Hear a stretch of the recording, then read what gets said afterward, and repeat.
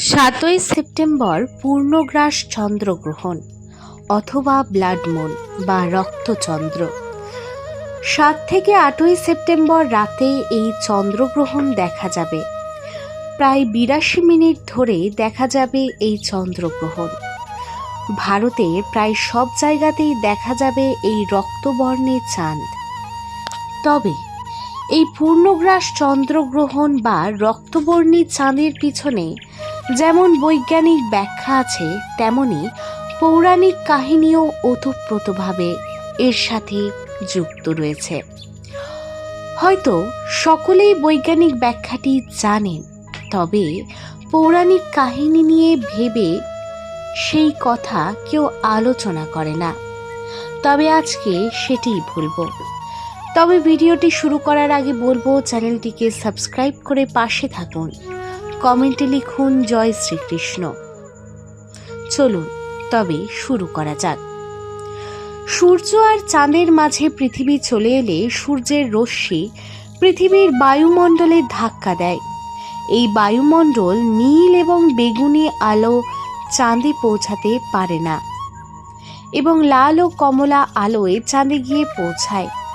তাই এই পূর্ণগ্রাস চন্দ্রগ্রহণ বা রক্তবর্ণ চন্দ্রগ্রহণ ঘটে।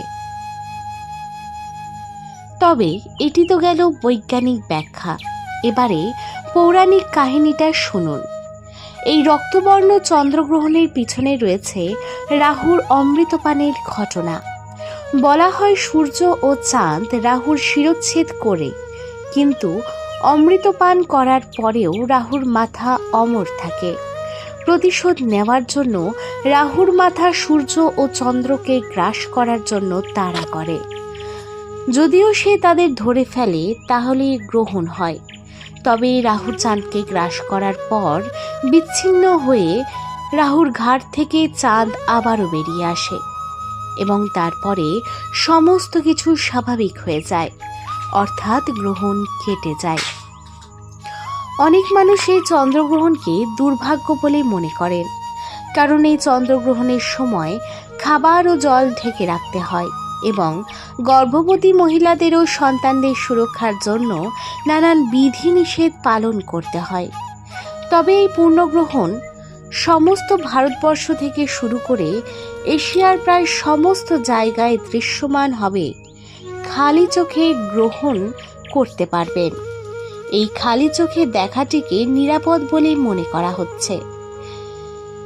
এই পূর্ণগ্রাস চন্দ্রগ্রহণটি 7ই সেপ্টেম্বর রাত 11টা থেকে 8ই সেপ্টেম্বর রাত 12টা পর্যন্ত থাকবে।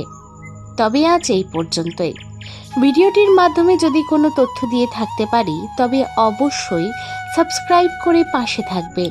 কমেন্টে লিখতে ভুলবেন না জয় শ্রীকৃষ্ণ, জয় চন্দ্রদেব, জয় সূর্যদেব। দেখা হচ্ছে পরের কোনো ভিডিওতে। ভালো থাকবেন ভক্তির সাথে।